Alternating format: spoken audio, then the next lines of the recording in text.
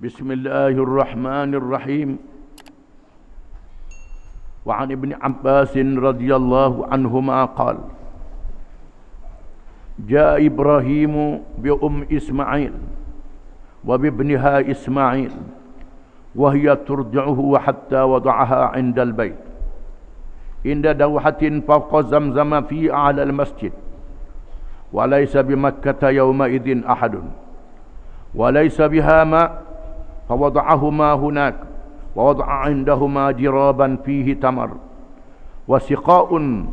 وسقاء فيه ماء، ثم قفى إبراهيم منطلقا فتبعته أم إسماعيل فقالت: يا إبراهيم، أين تذهب وتتركنا بهذا الوادي الذي ليس فيه أنيس ولا شيء؟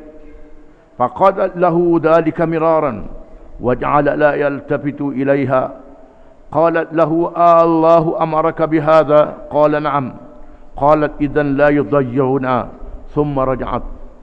فانطلق إبراهيم حتى إذا كان عند الثنية حيث لا يرونه استقبل بوجهه البيت، ثم دعا بهؤلاء الدعوات فرفع يديه فقال: ربنا إني أسكنت من ذريتي بواد غير ذي زرع حتى بلغ يشكرون. سورة إبراهيم آية 37.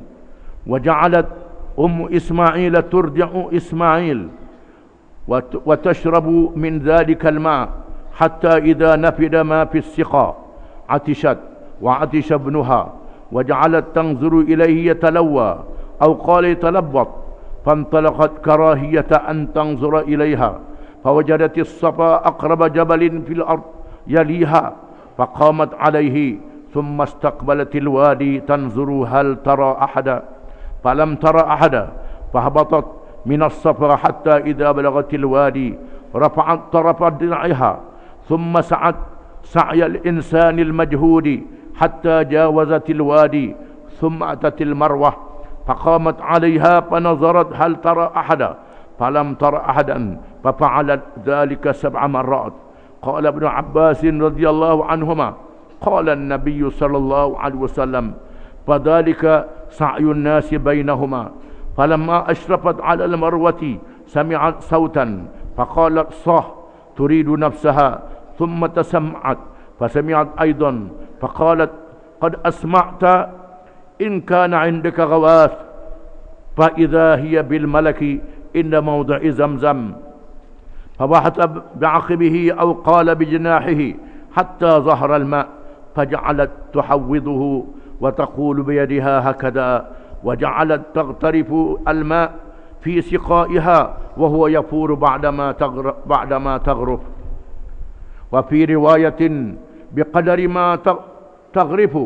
قال ابن عباس رضي الله عنهما: قال النبي صلى الله عليه وسلم: رحم الله أم إسماعيل لو تركت زمزم، أو قال لو لم تغرب من الماء لكانت زمزم عينا معينا. قال: فشربت وأرضعت ولدها، فقال لها الملك: لا تخاف الضيعة، فإنها هنا بيتا لله يبنيه هذا الغلام وأبوه، وإن الله لا يضيع أهله. وكان البيت مرتفعا من الأرض كالرابية تأتيه السيول فتأخذ عن يمينه وعن شماله، فكانت كذلك حتى مرت بهم رفقة من جرهم أو أهل بيت من جرهم مقبلين من طريق كذا، فنزلوا في أسفل مكة فرأوا طائرا عائفا، فقالوا: إن هذا الطائر ليدور على ماء، لعهدنا بهذا الوادي وما فيه ماء. فأرسلوا جريا أو جريين فإذا هم بالماء، فرجعوا فأخبروهم، فأقبلوا وأم إسماعيل عند الماء، فقالوا: أتأذني لنا أن تنزل عندك؟ قالت: نعم، ولكن لا حق لكم في الماء. قالوا: نعم. قال ابن عباس: قال النبي صلى الله عليه وسلم: فألفى ذلك أم إسماعيل وهي تحب الأنس، فنزلوا فأرسلوا إلى أهلهم، فنزلوا معهم حتى إذا كانوا بها أهل أبيات، وشب الغلام وتعلم العربية منهم وأنفسهم، وأعجبهم حين شب، فلما أدرك زوجوه امرأة منهم وماتت إسماعيل. فجاء إبراهيم بعدما تزوج إسماعيل يطالع تركته فلم يجد إسماعيل، فسأل امرأته عنه فقالت خرج يبتغي لنا، وفي رواية يصيد لنا. ثم سألها عن عيشهم وهيئتهم فقال نحن بشر، نحن في ضيق وشدة، وشكت إليه. قال فإذا جاء زوجك اقرئي عليه السلام وقولي له يغير عتبة بابه. فلما جاء إسماعيل كأنه آنس شيئا فقال هل جاءتكم من أحد؟ قالت نعم، جاءنا شيخ كذا وكذا فسألنا عنك فأخبرته، فسألني كيف عيشنا فأخبرته أن في جهد وشدة. قال فهل أوصاك بشيء؟ قال نعم، أمرني أن أقرأ عليك السلام ويقول غير عتبة بابك. قال ذاك أبي، وقد أمرني أن أفارقك، الحقي بأهلك. فطلقها وتزوج منهم أخرى. فلبث عنهم إبراهيم ما شاء الله، ثم أتاهم بعد فلم يجده، فدخل على امرأته فسأل عنه، قالت خرج يبتغي لنا. قال كيف أنتم؟ وسأل عن عيشهم وهيئتهم فقال نحن بخير وسعة، وأثنت على الله تعالى. فقال ما طعامكم؟ قالت اللحم. قال فما شرابكم؟ قالت الماء. قال اللهم بارك لهم في اللحم والماء. قال النبي صلى الله عليه وسلم ولم يكن لهم يومئذ حق، ولو كان لهم دعا لهم فيه. قال فهما لا يخلو عليهما أحد بغير مكة إلا لم يوافقاه. وفي رواية فجاء فقال أين إسماعيل؟ فقالت امرأته ذهب يصيد. فقالت امرأته ألا تنزل فتطعم وتشرب؟ قال وما طعامكم وما شرابكم؟ قال طعامنا اللحم وشرابنا الماء. قال اللهم بارك لهم في طعامهم وشرابهم. قال فقال أبو القاسم بركة دعوة إبراهيم. قال فإذا جاء زوجك فاقرئي عليه السلام ومريه يثبت على عتبة بابه. فلما جاء إسماعيل قال هل أتاكم من أحد؟ قالت نعم، أتانا شيخ حسن الهيئة وأثنى عليه فسألني عنك فأخبرته، فسألني كيف عيشنا فأخبرته أنا بخير. قال فأوصاك بشيء؟ قال نعم، يقرأ عليك السلام ويأمرك أن تثبت عتبة بابك. قال ذاك أبي، وأنت العتبة، أمرني أن أمسكك. ثم لبث عنهم ما شاء الله. ثم جاء بعد ذلك وإسماعيل يبري نبلا له تحت دوحة قريبا من زمزم. فلما رآه قام إليه فصنع كما يصنع الوالد بالولد والولد بالوالد. قال يا إسماعيل إن الله أمرني بأمر. قال فاصنع ما أمرك ربك. قال وتعينني؟ قال وأعينك. قال فإن الله أمرني أن أبني بيتا هاهنا، وأشار إلى أكمة مرتفعة على ما حولها، وعند ذلك رفع القواعد من البيت. فجعل إسماعيل يأتي بالحجارة وإبراهيم يبني حتى يرتفع البناء. جاء بهذا الحجر فوضعه له فقام عليه وهو يبني، وإسماعيل يناوله الحجارة، وهما يقولان ربنا تقبل منا إنك أنت السميع العليم. وفي رواية إن إبراهيم خرج بإسماعيل وأم إسماعيل معهم شنة فيها ماء، فجعلت أم إسماعيل تشرب من الشنة فيدر لبنها على صبيها حتى قدم مكة فوضعها تحت دوحة. ثم رجع إبراهيم إلى أهله فأتبعته أم إسماعيل حتى لما بلغوا كذا نادته من ورائه يا إبراهيم إلى من تتركنا؟ قال إلى الله. قالت رضيت بالله. فرجعت وجعلت تشرب من الشنة ويدرها لبنها على صبيها حتى لما فني الماء. قالت لو ذهبت فنظرت لعلي أحس أحدا. قال فذهبت فصعدت الصفا فنظرت ونظرت هل تحس أحدا فلم تحس أحدا فلما بلغت الوادي سعت وأتت المروة ففعلت ذلك أشواطا ثم قالت لو ذهبت فنظرت ما فعل الصبي فذهبت ونظرت فإذا هو على حاله كأنه يشنغ للموت فلم تقرها نفسها فقالت لو ذهبت فنظرت لعلي أحس أحدا فذهبت فصعدت الصفا فنظرت ونظرت فلما تحس أحدا حتى أتمت 7 ثم قالت لو ذهبت فنظرت ما فعل فإذا بي صوت فقال أغث إن كان عندك خير فإذا جبريل فقال بعقبه هكذا وغمز بعقبه على الأرض فانبثق الماء فدهشت أم إسماعيل فجعلت تحفن وذكر الحديث بطوله رواه البخاري بهذه الروايات كلها. Hadis riwayat Bukhari. Hadis yang panjang dan cerita yang menarik.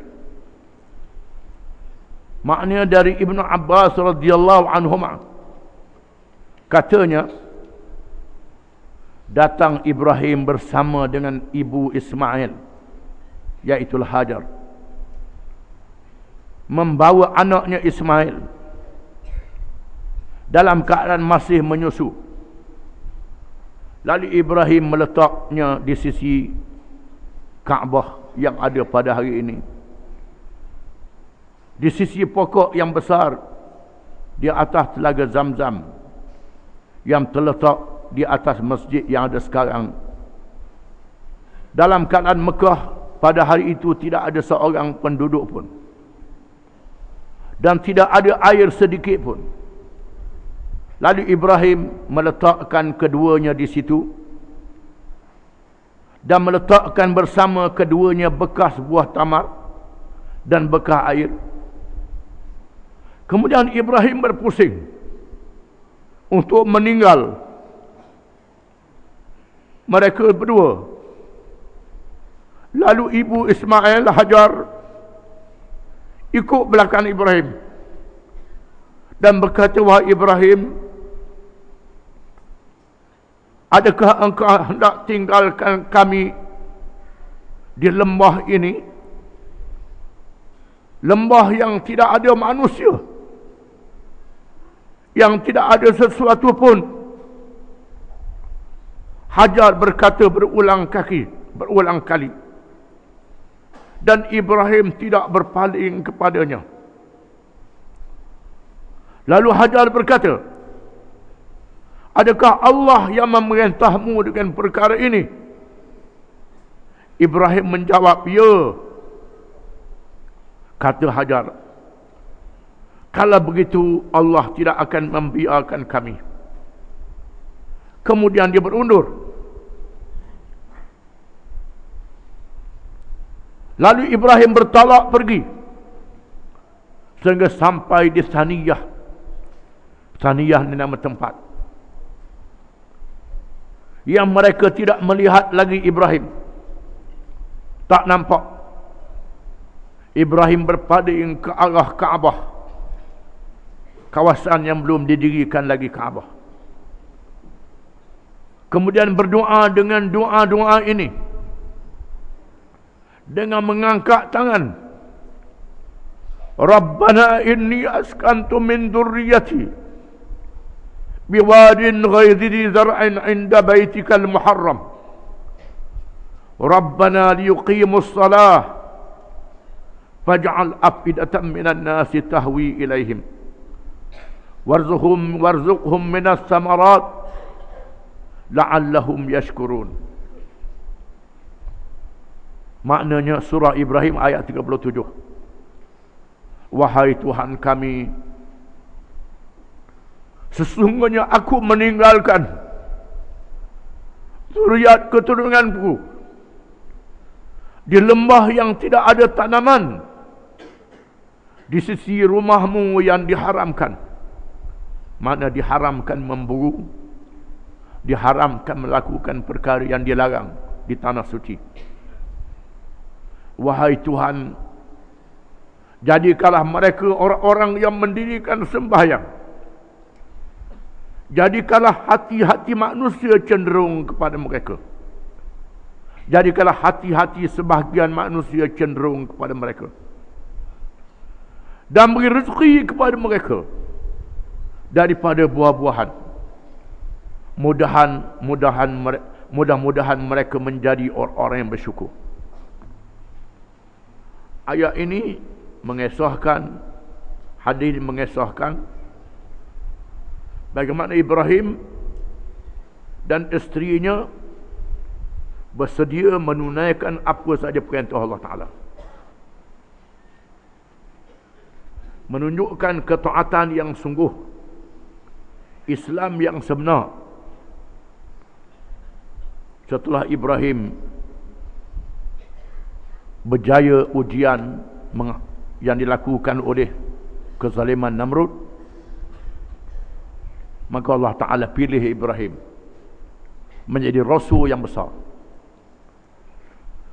Dilahirkan daripadanya nabi-nabi dan rasul-rasul, dan dipilih daripada zuriatnya Nabi akhir zaman Muhammad sallallahu alaihi wasallam. Dan Allah Ta'ala jadikan pilihan ini juga satu ujian. Bila Ibrahim pergi ke Mesir, Raja Mesir nak ceroboh isteri dia, Sarah. Maka tak berjaya dengan pertolongan Allah, menyebabkan Raja Mesir tunduk menghadiahkan Hajar kepada Ibrahim. Dan Ibrahim berkahwin dengan Hajar, balik ke Palestin. Allah Ta'ala mengurniakan anak kepada Hajar, iaitulah Ismail. Allah Ta'ala jadikan Sarah cemburu terhadap Hajar ini, menyebabkan berlaku perasaan marah, dengki. Itu kelemahan manusia.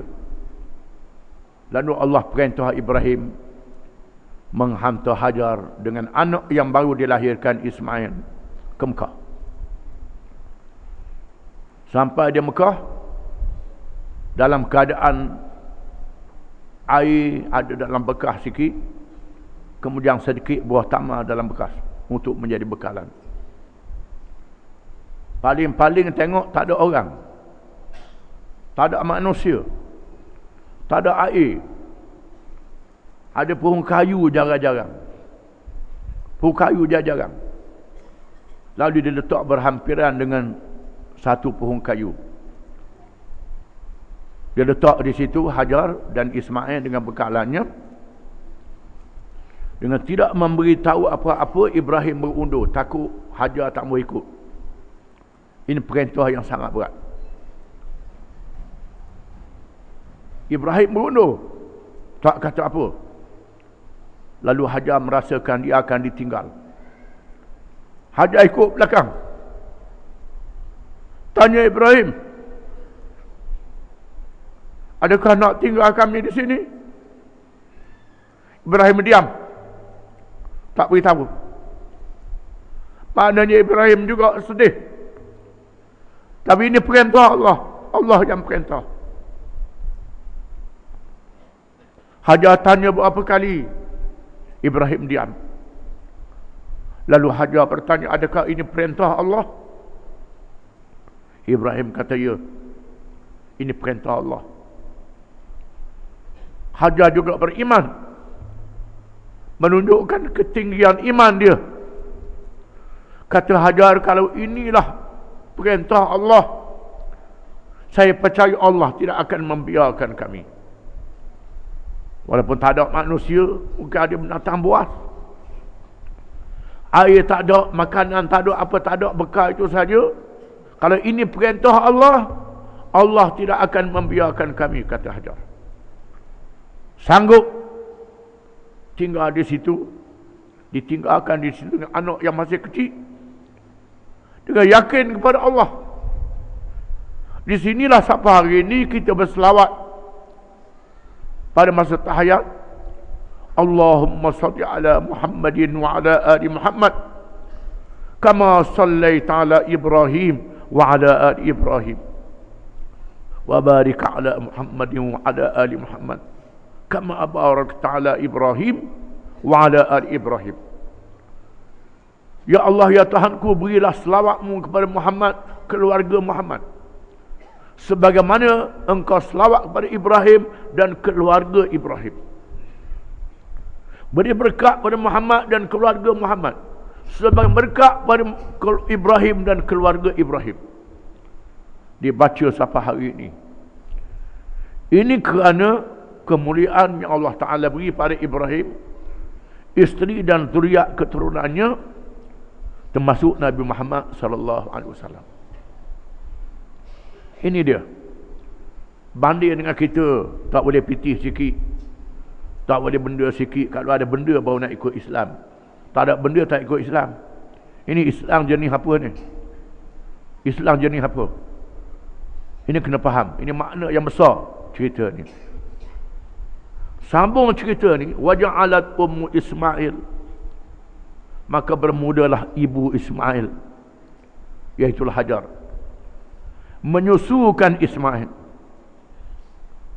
dan dia minum air yang dibekal sehingga air itu habis, kering di dalam bekalannya. Maka dia dahaga dan anaknya juga dahaga. Lalu dia melihat ke arah anaknya yang menggelepar kerana dahaga, ataupun menggigil kerana dahaga. Boleh mati bila-bila masa saja. Bila tak minum air, makanan tak ada, susu tak ada, dia boleh gerak lagi. Anak dia Ismail menggigil, gelepar, suara dah perlahan, mati. Lalu dia meninggalkan dalam keadaan tidak senang melihat anaknya, pergi ke Bukit Safa, tempat mulanya bersair hari ini, bukit yang paling hampir dengannya. Lalu berdiri ke atasnya dan memandang ke arah lembah di bawah Bukit Safa itu. Adakah di sana kelihatan seseorang yang boleh tolong dia? Maka tidak ada seseorang pun. Lalu dia turun daripada Safa sehingga sampai ke lembah itu, sambil menyingkap sedikit pakaiannya, akak pakaian dia sikit, nak melangkah dengan cepat. Kemudian dia berjalan, berlari anak dalam keadaan yang cemas, sehingga melepasi lembah dan sampai ke Marwah. Kemudian berdiri lagi dan memandang, tidak ada seorang pun. Memandang, kalau ada orang maka dia tak nampak seorang pun. Lalu dia melakukan itu sebanyak 7 kali. Kata Ibn Abbas radhiyallahu anhuma, sabda Nabi SAW, dengan sebab itulah dilakukan sa'ir oleh orang ramai di antara Safa dan Marwah. Sebagaimana dia pergi mari 7 kali Safa dan Marwah, 7 kali. Kemudian dia naik ke atas Marwah. Dia mendengar suara. Lalu dia berkata, diam, untuk menenangkan dirinya. Dengar suara untuk menenangkan dirinya, takut membahayakan anak. Dia mendengar. Kemudian dia tanya diri dia, adakah dengar? Adakah di sisinya sesuatu yang menolong? Memanggil ke arahnya, adakah dengar ada yang menolong? Tiba-tiba dia melihat malaikat, iaitu Jibril alaihi salam, yang merupakan diri, nampak di tempat telaga Zamzam dalam keadaan menghentak-hentakkan sayap, 2 sayapnya sehingga keluar air. Lalu dia datang mengepung air itu dengan batah-batah yang dibuat dengan tangannya, dan menyebur air itu untuk meminumnya dan air itu memancut keluar. Keluar air memancut. Mengikut satu riwayat yang lain, dengan qadar yang tidak terhingga banyaknya memancut air itu. Kata Ibn Abbas radhiyallahu anhu, sabda Nabi sallallahu alaihi wasallam, Allah memberi rahmat kepada ibu Ismail Hajar kalau dia biarkan air Zam-Zam itu, ataupun sabdanya kalau dia tidak mencebok, dan dia tidak buat kepungan, nasai Zam-Zam akan keluar memancut sehingga hari ini, kata Nabi. Oleh kerana dia dalam keadaan cemas, dia lakukan ikhtiar dia. Itulah yang dikehendaki oleh Allah Ta'ala. Kemudian dia meminumnya dan memberi susu kepada anaknya.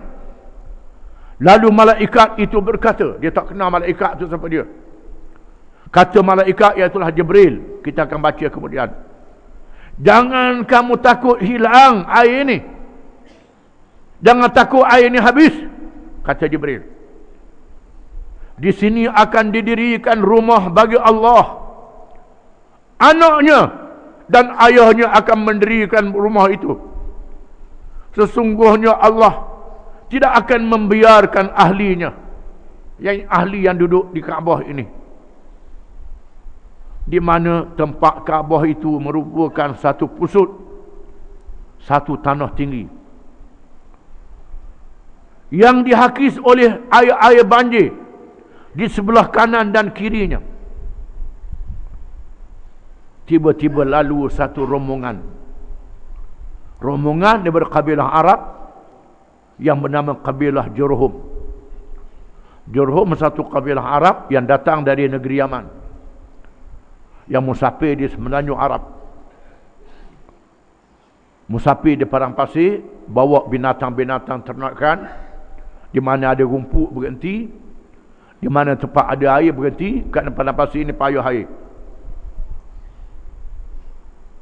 Ataupun satu rombongan keluarga dari Jurhum, mereka menuju ke arah Kadak. Kadak ni satu tempat yang hampir dengan Mekah. Lalu mereka turun di bawah Mekah. Mereka lihat burung yang berliga-liga di udara. Lalu mereka berkata, burung ini berpusing berliga kerana ada air. Ini janji kita lah bertemu air di lembah ini. Lalu mereka, selamanya tak ada air di lembah ni, dijanji kita lah boleh rezeki, kata mereka. Tengok burung terbang. Burung terbang menandakan ada air. Lalu mereka menghantar utusan ataupun seorang utusan untuk meninjau. Tiba-tiba utusan itu melihat ada air sungguh. Lalu mereka kembali memberitahu. Lalu mereka datang ke situ dan bertemu dengan ibu Ismail yang berada di sisi air.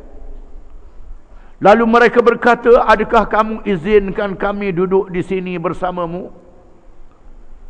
Kata Hajar ibu Ismail, ya, tetapi kamu tidak ada hak pada air ini. Tupang duduk boleh, tapi air ini bukan milikmu, kata Hajar. Mereka kata, ya, kami terimalah, nak tupang je.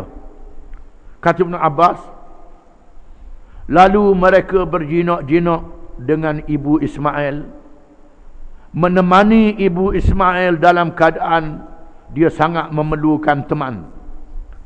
Sudah molek Tuhan atur begitu, ada teman, jadi tak takutlah. Maka kabilah Jurhum duduk di situ. Lalu mereka menghantar utusan kepada keluarga mereka supaya datang di situ. Sehingga berada di situ beberapa keluarga, jadi ramai. Dan Ismail membesar menjadi seorang pemuda dan mempelajari bahasa Arab daripada mereka. Sebelumnya Ismail ini bukan Arab. Ismail ini Sam, bangsa Semitik, bahasa Ibrani, bukan bahasa Arab lagi. Bergaul dengan Jurhum, orang Jurhum ni orang Arab dan boleh bercakap Arab. Lalu mereka sayang pada Ismail dan kagum ketika Ismail sudah menjadi orang muda. Setelah Ismail sampai usia, mereka mengahwinkannya dengan salah seorang perempuan di kalangan mereka. Lalu dikahwinkan seorang gadis daripada kabilah Jurhum ini. Dan matilah ibu Ismail. Ibu Ismail Hajar pun mati. Setelah Ismail berkahwin, mak dia Hajar pun mati. Maka datang Ibrahim setelah Ismail berkahwin untuk melihat anaknya yang ditinggalkan. Tiba-tiba Ismail tidak ada. Ismail tak ada di rumah. Lalu dia bertanyakan isterinya berkenaan dengannya. Kata isteri Ismail, dia keluar mencari sesuatu untuk kami. Mengikut satu riwayat, dia keluar berburu. Kerana di Mekah tidak ada tanaman, tidak ada tempat untuk berkebun. Kenyanya berburu lah. Cari rusa, kijang, cari arnab, binatang beruan. Kemudian Ibrahim bertanya kepada isteri Ismail berkenaan dengan kehidupan. Bagaimana cara hidup, bagaimana keadaan mereka di sini. Kata isteri Ismail, kami dalam keadaan yang sangat buruk. Susah. Terlalu teruk hidup di sini. Dalam keadaan kesempitan dan kesusahan.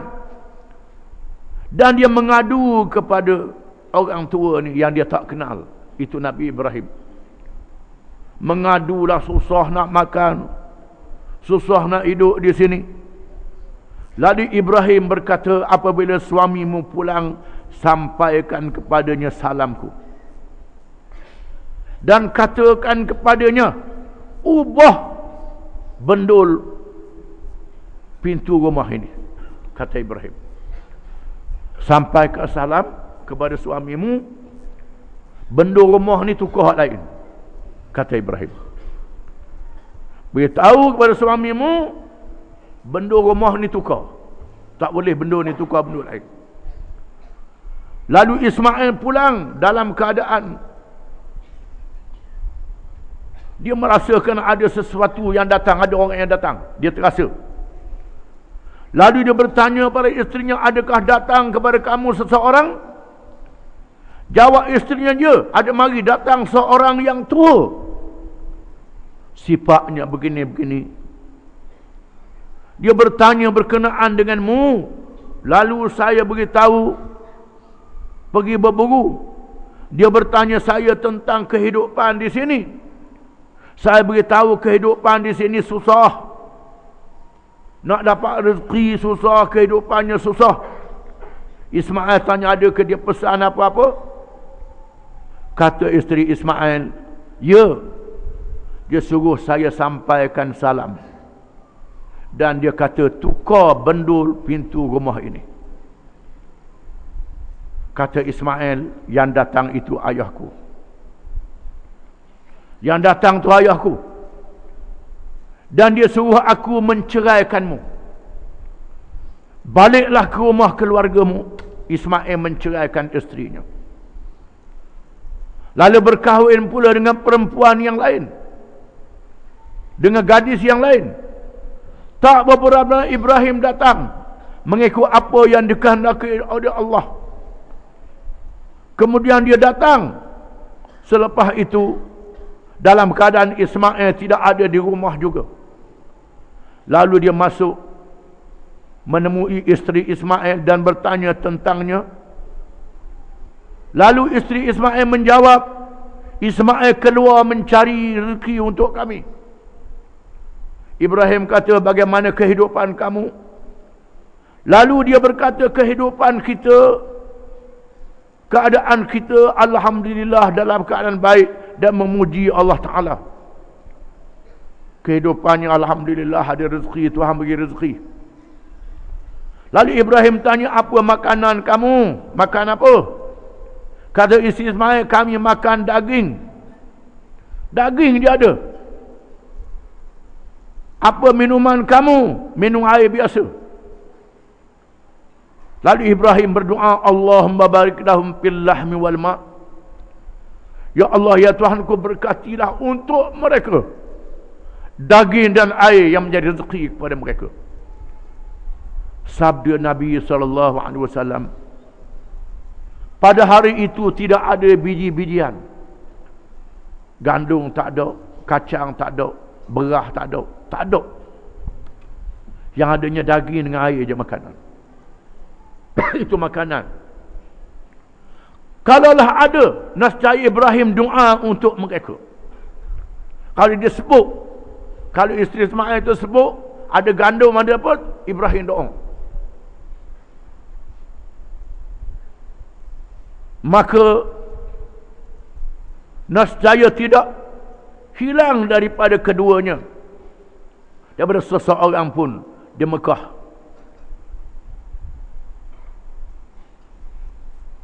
Dan mereka tidak keluar daripada Mekah. Mengikut satu riwayat yang lain, riwayat mengatakan Ibrahim bertanya, di mana Ismail? Hadis ini memberi makna Ibrahim memilih isteri untuk anaknya. Seorang isteri yang beriman sungguh-sungguh, yang bertawakal kepada Allah. Kan daripada zuriatnya dilahirkan Muhammad sallallahu alaihi wasallam. Bukan sebarangan perempuan untuk jadi isteri Nabi Ismail ini. Disuruh cerainya isteri yang kata susah tadi, tak bergantung pada Allah Ta'ala. Dia juga ulama mengatakan Ismail seorang anak yang sangat taat kepada ayahnya. Mengikut arahan ayahnya suruh serah isteri, dia serah isteri dia. Walaupun sayang, taat pada ayah lagi. Yang ketiga, ulama juga mengatakan, apa hukum kalau ibu bapa kita suruh cerai isteri kita? Apa hukum? Taat pada ibu bapa wajib. Cerai isteri macam mana? Itu dilihat pasal apa dia suruh cerai. Kalau dia suruh cerai tu kerana nak marah semata-mata, bukan kerana agama, tak boleh cerai. Tak boleh taat pada ibu bapa. Ibu bapa tak betul. Kalau sekiranya dia suruh cerai isteri kita kerana isteri kita buat benda haram, akhlak dia tak molek ikut Islamnya wuduh, perangai tak molek, tak pakai tudung ke, tak pakai tutup aurat, terlalu bebas ke macam mana, tak ikut akhlak Islam, akhlak dia tak molek, ayah mak kita suruh cerai, cerai. Kalau ayah mak suruh cerai semata-mata kerana nak marah je, isteri kita molek, sembahyang molek, tutup aurat molek, tak ada apa-apa, ayah mak suruh cerai, tak boleh cerai ni, tak boleh ikut. Tak boleh ikut. Kerana ketaatan dalam perkara yang ma'ruf. Ketaatan dalam perkara yang tidak ma'ruf tidak boleh. Ma'ruf perkara yang baik. Itu kena faham. Ini huraian para ulama tentang masalah ini. Mengikut riwayat yang lain, Ibrahim tanya, mana Ismail? Isteri jawab, pergi memburu. Lalu dia kata, isterinya kata, tak sudi masuk ke rumah kami, makan minum. Ibrahim tanya, makan apa, minum apa? Kata isteri Ismail, daging dengan air je ada. Ada daging dengan air, tak ada benda lain. Lalu Ibrahim berdoa, Allahumma barik lahum fi ta'amihim wa syarabihim. Wahai Tuhanku, beri berkatlah permakanan mereka dan minuman mereka. Dan kata Abul Qasim, Nabi SAW, berkat doa Nabi Ibrahim. Lalu dia berkata, jika suamimu datang, sampaikan salamku. Suruh dia tetapkan benda rumah ni, jangan buang benda rumah ni. Lalu Ismail datang. Ismail tanya, adakah sesiapa datang? Kata isteri Ismail, ya, ada orang tua datang dalam keadaan yang baik. Dia pujimu dan dia tanya pula saya. Saya khabar ke dia, dia tanya saya bagaimana kehidupan. Lalu saya jawab, kehidupan kita baik. Lalu dia pesan dengan sesuatu. Ismail tanya, pesan apa? Kata isteri dia kira salam. Yang kedua, dia suruh saya suruh jaga molek benda rumah ni, jangan buang. Kata Ismail, itu ayahku, dan benda tu mung lah. Kata Ismail, benda tu mung lah. Dia suruh jaga molek. Kemudian mereka tinggal beberapa lama mengikut masa yang dikehendaki oleh Allah. Kemudian Ibrahim datang lagi dalam keadaan Ismail membaiki anak-anak panah berada di bawah pokok yang besar berhampiran dengan Zamzam. Ibrahim mari, kali ini Ismail ada. Ismail duduk tengah baiki anak panah untuk berburu. Baiki bulu dia di belakang, baiki mata dia untuk berburu. Tiba-tiba dia melihat ayahnya, dia bangun dan melakukan apa yang dilakukan oleh ayah terhadap anak dan anak terhadap ayah. Bila temu lama tak temu, berpeluk-peluk lah, besar berpeluk. Dua beranak ni. Memang Ismail kenal ayah dia lah. Ayah dia selalu datang masa mak dia hidup lagi. Dan Ibrahim berkata, wahai Ismail, Allah Ta'ala memerintah aku dengan satu perintah. Ismail tanya, buatlah apa yang Tuhan perintah. Kata Ibrahim, engkau nak tolong aku? Ismail kata, ya, saya sedia tolong ayah. Saya sanggup tolong. Kata Ibrahim, Allah Ta'ala memerintah supaya aku membina sebuah rumah di sini, ditunjuk ke arah pusut, ke arah tanah tinggi, dan apa yang ada di kelilingnya. Lalu Ibrahim menjalankan tugas dengan Ismail mendirikan Kaabah dengan memulakan membangun asas bangunan Kaabah. Dalam keadaan Ismail mengangkut batu, Ibrahim meletakkan batu di tempat didirikan Kaabah itu. Bila datang Ismail bawa batu dan Ibrahim meletak, mereka dirikan Kaabah itu. Dia membina dan Ismail membawa batu. Dalam keadaan kedua-duanya berdoa, Rabbana taqabbal minna innaka antas sami'ul alim. Wahai Tuhan kami, terimalah daripada kami. Sesungguhnya Engkaulah Tuhan yang maha mendengar lagi maha mengetahui. Dalam keadaan berdoa mendirikan Kaabah itu.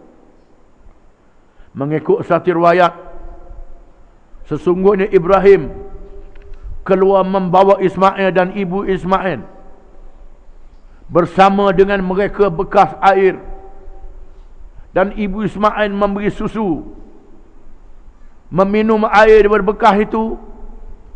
Dan ada susu di dalam lapuknya untuk meminum, menyusukan anaknya. Sehingga mereka tiba di Mekah. Lalu diletakkan di bawah sepohon kayu. Ibrahim berundur untuk meninggalkan keluarganya. Lalu ibu Ismail mengikut. Bila sampai ke Kadak. Sehingga sampai ke Kadak. Sampai ke Kadak, ibu Ismail menyeru dari belakang, wahai Ibrahim, adakah nak tinggal kami di sini? Ibrahim kata, ilallah, kepada Allah. Ini perintah Allah. Ibu Ismail kata, raditu billah, saya redha kepada Allah, kata ibu Ismail. Ini mengikut riwayat ni. Lalu dia berundur. Dan air yang diminumnya dan yang menjadikan susunya, sehingga hilang air sudah habis, susunya hilang. Lalu dia melihat kepada anaknya dalam keadaan yang lemah. Lalu dia meninggal meletakkan anak dan melihat. Lalu dia berkata, mudah-mudahan aku boleh cari seseorang. Lalu dia pergi naik ke Bukit Safa, memandang-mandang kala-kala ada seseorang, tidak ada seorang pun. Sehingga sampai ke lembah. Dia berjalan dengan cepat sampai ke Marwah. Dia melakukan beberapa kali, iaitulah 7 kali. Kemudian dia berkata, nak tengok macam mana keadaan budak tu pula. Lalu dia pergi. Budak masih dalam keadaan begitu, dalam keadaan yang hampir nak mati. Lalu dia merasa cemas dengan keadaan anak. Dan dia pergi lagi, mudah-mudahan aku nampak. Dia sapa ke sapa, dia paling balik tak ada orang, kemudian menyempurnakan 7 kali pergi mari. Ini mengikut riwayat ini pula. Lalu dia mendengar dengan suatu suara, lalu dia berkata, Arif, tolong kami kalau engkau seorang yang baik. Tiba-tiba dia tengok Jibril bercakap, berada di sisi anaknya, dan menghentak-hentakkan yakni sayap ke tanah, lalu terpancur air. Ibu Ismail tercengang melihat air yang keluar dengan cara yang begitu memancur, dan lalu dia mengepung air itu. Ini mengikut riwayat Al-Bukhari. Jadi hadis ini kesimpulannya menceritakan Ibrahim dan keluarganya adalah manusia yang menjadi contoh Islam, dengan makna menyerah diri kepada Allah. Apa sahaja perintah Allah dia ikut, walaupun tak ada nampak rezeki, tak ada nampak air, tak ada nampak apa. Ini perintah Allah, kena ikut apa sahaja perintah Allah. Percaya Allah itu Ar-Rahman Ar-Rahim, yang maha pemurah lagi maha penyayang. Jangan takut. Kalau ada benda baru nak ikut Islam, itu tak Islam yang sebenar. Tak ada benda tak mau ikut Islam, itu bukan Islam yang sebenar. Almarhum Syekh Abdul Hasan Ali An-Nadawi menyatakan di zaman kita ni ada 2 jenis manusia yang Islam. Yang pertama, manusia yang ikut Islam kerana hidayah daripada Allah Ta'ala. Mereka ni ikut Islam, senang ke susah ke apa saja, tetap ikut Islam. Ini mengikut hidayah. Yang kedua, ikut Islam kerana jibayah, kerana benda. Kalau ada benda baru ikut Islam, tak ada benda tak ikut Islam. Ini jibayah. Islam ni Islam yang tak betul. Yang betulnya mestilah Islam yang ikhlas kepada Allah Ta'ala, sebagaimana yang ditunjuk oleh Ibrahim. Tuhan berfirman, وَمَنْ يَرْغَبُ عَنْ مِلَّةِ إِبْرَاهِيمَ إِلَّا مَنْ سَفِهَ نَفْسَهُ وَلَقَدِ اصْطَفَيْنَاهُ فِي الدُّنْيَا وَإِنَّهُ فِي الْآخِرَةِ لَمِنَ الصَّالِحِينَ إِذْ قَالَ لَهُ رَبُّهُ أَسْلِمْ قَالَ أَسْلَمْتُ لِرَبِّ الْعَالَمِينَ وَوَصَّى بِهَا إِبْرَاهِيمُ بَنِيهِ وَيَعْقُوبَ يَا بَنِيَّ إِنَّ اللَّهَ اصْطَفَى لَكُمُ الدِّينَ فَلَا تَمُوتُنَّ إِلَّا وَأَنْتُمْ مُسْلِمُونَ. Dan sesiapa yang tidak setuju, tak suka kepada ajaran agama yang dibawa oleh Nabi Ibrahim, maka dia adalah orang yang membodohkan dirinya sendiri. Ingatlah ketika Tuhan berkata, ingatlah Ibrahim ni ialah seorang yang diterima oleh Allah Ta'ala, dipilih di dunia menjadi Rasul, dan di akhirat diletakkan bersama orang yang saleh di martabat yang sangat tinggi. Kenapa? Sebabnya kerana bila Tuhan kata, hai Ibrahim, Islam, Ibrahim jawab, saya Islam kerana Tuhan sekalian alam. Islam dengan makna menyerah diri kepada Allah dengan sungguh-sungguh, tak ke senang, tak ke susah. Sehingga Ibrahim memilih menantunya seorang perempuan yang Islam, yang bergantung kepada Allah senang dan susah. Kalau bergantung pada Islam, bila senang dia, bila susah bunyi tak boleh, ni tak layak jadi menantu dia. Ini ajaran Ibrahim. Kemudian Ibrahim memberi wasiat kepada anak-anak. Nabi Yaqub, Nabi Bani Israel yang ulung, memberi wasiat kepada anak-anak dia, wahai anak-anakku, sesungguhnya Allah telah memilih kepada kamu satu agama, iaitulah agama Islam. Islam yang sungguh-sungguh menyerah diri kepada Allah. Maka jangan kamu mati sekali-kali melainkan dalam keadaan kamu menjadi orang-orang Islam. Islam sampai ke mati, bukan Islam sekerat-sekerat saja, sehingga kita bertemu dengan Allah dalam keadaan Islam. Wallahu a'lam.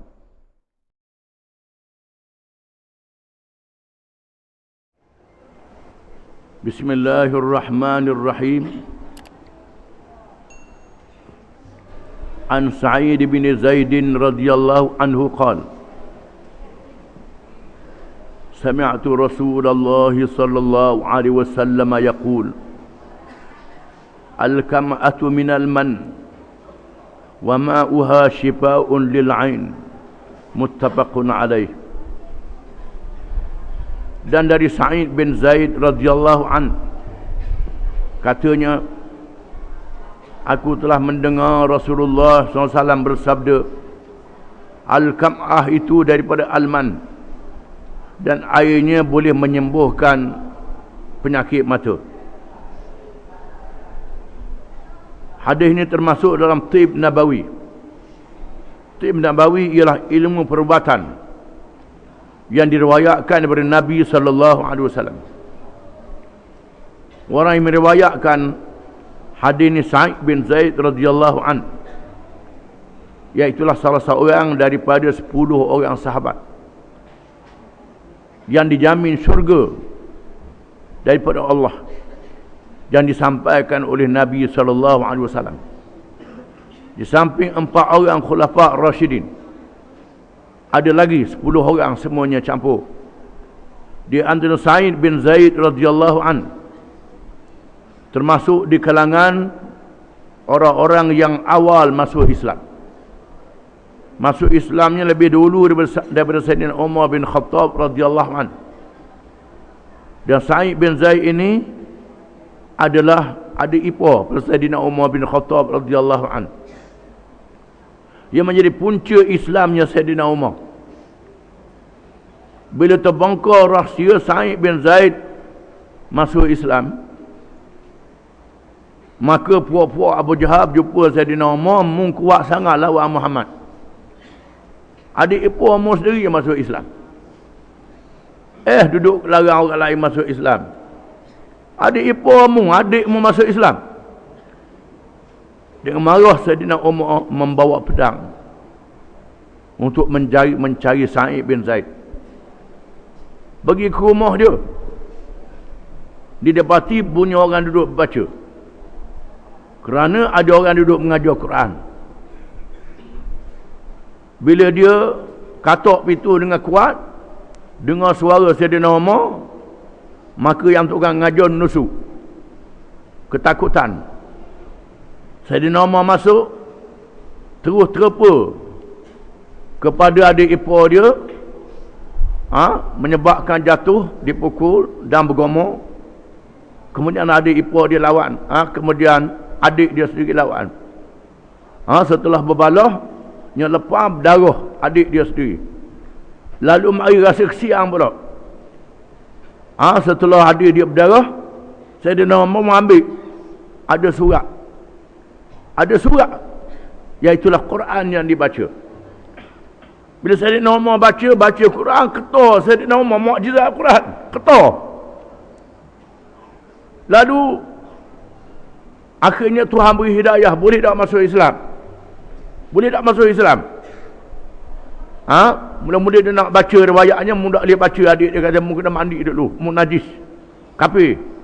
Sayyidina Umar pun dalam darah tu pun kerah lagi, darah dah pipi kerah lagi, mu kena mandi dulu. Amma Sayyidina Umar pun mandi-mandi, baca, ketua, dan Tuhan beri hidayah dan minta bawa berjumpa dengan Nabi SAW. Lalu pergi tempat Nabi bersembunyi dengan sahabat-sahabatnya.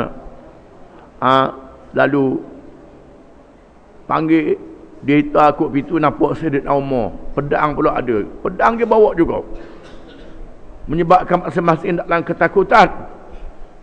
Lalu Sayyidina Hamzah kata tak apa, Sayyidina Hamzah tak apa, pada lawan dengan dia. Kalau dia mari niat baik, kita terima baik. Kalau mari dia niat jahat, kita bunuh dia dengan pedang dia sendiri, kata Sayyidina Hamzah. Hamzah ni hebat lagi. Kalau dia mari nak jahat, kita bunuh dia dengan pedang yang ada di dia sendiri, Sayyidina Hamzah kata. Tiba-tiba masuk, buka pintu, terus Hamzah pegang baju dia, heret, bawa ke depan Nabi, tanya apa umur, apa mengucap, menjadilah Islam. Jadi Sa'id bin Zaid radhiyallahu an termasuk di kalangan orang yang berperanan mengislamkan Sayyidina Umar bin Khattab radhiyallahu anhu ajma'in. Hadis ini menceritakan tentang tib nabawi, perubatan yang diajar oleh Nabi SAW. Bahkan ada ulama yang mengajak, yang mengarang kitab, mengumpul hadis-hadis yang berkait dengan perubatan, yang dikenal dengan At-Tib An-Nabawi. Ibn Qayyim mengumpulkan hadis-hadis yang berkait dengan tib, dengan perubatan, sehingga dimuatkan dalam satu kitab. Di sini disebut satu hadis saja yang menunjukkan ilmu yang diberi oleh Allah kepada Nabi SAW bagi menunjukkan kekuasaan, kebesaran Allah Ta'ala.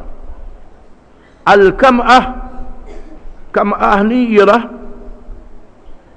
sejenis makanan yang dibuat daripada alman. Alman ni ialah makanan yang diberi oleh Allah Ta'ala, turun macam air embun, bukan ditanam, bukan digali, dia melekat pada batu dan manis macam air madu. Dan Allah Ta'ala kurniakan kepada kaum Bani Israel setelah mereka disesatkan selama 40 tahun di padang pasir. Bila Nabi Musa ajak berjihad, setelah Bani Israel diselamatkan daripada kezaliman Fir'aun secara mukjizat, Fir'aun dan tenteranya ditenggelamkan. Tenggelam Fir'aun bala tenteranya secara mukjizat. Lepas tu Bani Israel rindu kepada negeri Palestin. Allah Ta'ala suruh mereka balik ke Palestin dengan jihad, dengan berjihad, berperang sendiri untuk menghalau kaum Jabbarin, satu kaum yang besar, yang gagah. Ini ujian kepada Bani Israel. Setelah mu tengok Tuhan tolong kamu, Fir'aun dan tentera tenggelamkan, sekarang Tuhan nak suruh mu berjihad, berperang sendiri. Bani Israel kata, idhab anta wa rabbuka faqatila inna hahuna qaidun. Wahai Musa, munggilah dengan Tuhanmu, kami tak nak, kami nak duduk sini, tak sanggup. Lalu Allah sesatkan mereka di padang pasir Sina selama 40 tahun. Nabi Musa bersama dengan mereka. Bila habis makanan, Allah Ta'ala turunkan, wa anzalna alaikumul manna wassalwa, dan kami turunkan kepada kamu alman, iaitulah makanan yang turun tadi macam air embun tadi, dan salwa sejenis burung yang lazat rasanya, makanan yang sangat baik, yang bersih. Makanan ni ada lagi sampai hari ni pun ada di utara Iraq, di selatan Turki, di utara Iran, di utara Syria, kawasan Sungai Furat dan Dijlah, masih ada sampai sekarang dan dijual. Kalau orang pergi ke Mekah, dia akan tengok, iaitulah sejenis macam debu putih begitu, manis, itu sudah dicampur, itu alman. Di mana al-kam'ah ni dibuat daripada alman. Alman ni bukan sahaja sedap dimakan, dibuat daripadanya kuih-kuih yang lain, di antaranya al-kam'ah. Al-kam'ah ni, kata Nabi, airnya boleh menyembuh sakit mata. Campurannya boleh menyembuh sakit mata. Dengan syaratnya mestilah ikut sukatan dia. Jangan ada ikut sukatan dia. Kerana nak baik, bahang sebeseng. Nak berapa mata sikit je, nak baik dah. Ada sahabat Nabi, bila sebut Quran kata asal madu tu syifa, madu adalah penyembuh. Dia sakit perut, balik minum air madu, minum banyak dah lalu, nak baik sakit. Padahal kena ikut sukatan dia. Sudu cukup dah, ni je bahas kelah, nak suruh baik, derah perut dia. Jadi kau sakit, bertemu dengan Rasulullah SAW. Wahai Rasulullah, saya dah minum air madu ni, tapi kau sakit perut. Kata Rasulullah SAW, sadaqallah wa kadhiba batnuk. Allah Ta'ala benar, Allah Ta'ala betul, perutmu pelawak. Nabi kata, Yang pelawaknya perutmu, bukan perutmu pelawak, mu dah erti. Mu dah erti, makan obat lebih. Doktor suruh makan pil 2 util je sehari je, tas cekok nak suruh baik derah. Jawab dia jadi kau tambahlah penyakitnya. Begitulah al-kam'ah yang disebut ini bukan sahaja menjadi obat, dalam masa yang sama mestilah mengikut sukatan dia. Dan orang-orang yang bukan Islam, yang baca buku-buku Islam, mereka membuat kajian buat kajian sehingga mengkaji berapa sukatan dia yang boleh menyembuhkan. Di sinilah orang Eropah yang mengaji daripada buku Islam ni tiap-tiap obat tu ada sukatan dia. Jadi bukan sahaja dia sebut jadi obat, mestilah mengikut sukatan dia. Berapa kalinya mengikut aturan. Yang tahu ialah mereka yang berilmu. Menunjukkan bahawa Nabi SAW mengajar umat dia bukan sahaja dalam perkara sembahyang puasa, bahkan mengajar dalam urusan dunia, dalam semua perkara, supaya dia mengaji, pandai. Dan ilmu dunia ni, kata Imam Ghazali, termasuk dalam ilmu fardu kifayah. Ilmu fardu kifayah mengikut Imam Ghazali dalam kitab Ahya. Kitab Ahya ni kitab tasawuf lah. Ilmu fardu kifayah ni banyak, semua ilmu untuk mendalami dalam bidang-bidang agama. Itu fardu kifayah. Tahu serba sikit, asal-asal dia fardu ain, tiap-tiap orang kena tahu. Tahu agama dengan banyak ni fardu kifayah. Termasuklah juga fardu kifayah ni tahu ilmu dunia, perubatannya, sains teknologinya, ilmu perniagaan, ilmu pertanian. Ini fardu kifayah. Dalam masyarakat Islam kena ada orang yang tahu. Kalau tak ada orang yang tahu, maka orang Islam bergantung dengan orang bukan Islam. Jadi lemah orang Islam. Kebanyakan kita yang mengaji kitab duduk ingat fardu kifayah ni semayang-mayang aja. Semayang-mayang saja fardu kifayah, orang lain tak masuk fardu kifayah. Inilah menyebabkan kita orang Islam ni jadi lemah, kerana kita meninggalkan agama kita sendiri. Hak Nabi ajar kita tak belajar semua. Itu yang masalah yang kita alami pada hari ini. Wallahu a'lam.